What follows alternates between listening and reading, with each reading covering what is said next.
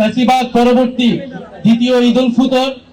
ধন্যবাদ জানাচ্ছি আজকের এই আয়োজন যারা করছে, এবং আপনারা জানেন যে আগামীকাল ঈদ উৎসব, নাগরিক ঈদ উৎসবের আয়োজন রয়েছে আসিফ মাহমুদের উদ্যোগে, বিশেষত তাকেও ধন্যবাদ জানাচ্ছি। এবং এই ঢাকা শহরে ঈদ উদযাপনের ঐতিহ্য সংস্কৃতি আসলে অনেক কয়েকশো বছরের, এবং নানা ধরনের সাংস্কৃতিক অনুষ্ঠানের মাধ্যমে আমরা আসলে ঈদ উদযাপন করে আসছিলাম। ফলে সেই সংস্কৃতি, সেই হারানো আমাদের ঐতিহ্যগুলোকে আবারও ফিরিয়ে আনা প্রয়োজন। তো আজকে যে সাংস্কৃতিক অনুষ্ঠান, কাওয়ালি অনুষ্ঠান, আমাদের ঈদ উৎসব গত বছরও অন্তর্বর্তী সরকারের উদ্যোগেও ঈদ উৎসব হয়েছিল। ফলে এবার নাগরিক উদ্যোগে এই ঈদ উৎসবগুলো শুধু ঢাকায় নয়, সারা বাংলাদেশে জেলা পর্যায়ে আমাদেরকে ছড়িয়ে দেওয়া উচিত নাগরিক উদ্যোগে, সে আহ্বান রাখছি। এবং ঢাকাবাসী সবাইকে আপনাদেরকে ঈদের শুভেচ্ছা জানাচ্ছি। ঈদ মোবারক।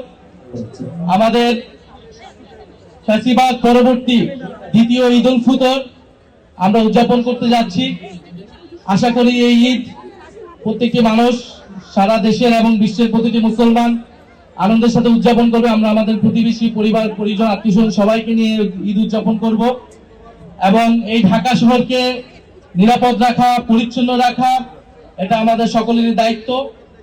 আমরা আজকের এই ঈদের আনন্দের মাঝেও স্মরণ করছি আমাদের জুলাই গণ অভ্যুত্থানের শহীদ ভাই বোনদেরকে, শহীদ পরিবারদেরকে, আহত যোদ্ধাদেরকে, যাদের লড়াই সংগ্রাম আত্মত্যাগের ফলে আমরা আনন্দের সাথে ঈদ উদযাপন করতে পারছি। আমরা ফ্যাসিস্ট হাসিনা মুক্ত বাংলাদেশে আমরা ঈদ উদযাপন করতে পারছি। ইনশাআল্লাহ আমাদের এই আনন্দ, এই সম্প্রীতি এবং এই ঐক্যের এই যে উদযাপন, সেই উদযাপনগুলো থাকবে।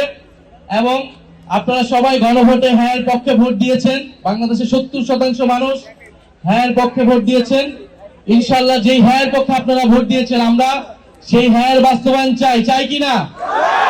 আমরা সেই সংস্কার বাস্তবায়ন চাই, সেই জুলাই সনদ বাস্তবায়ন চাই।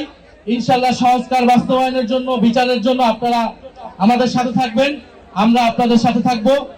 আগামীকালের ঈদ সবার জন্য কল্যাণকর হোক, আনন্দ ঘন হোক। আসসালামু আলাইকুম।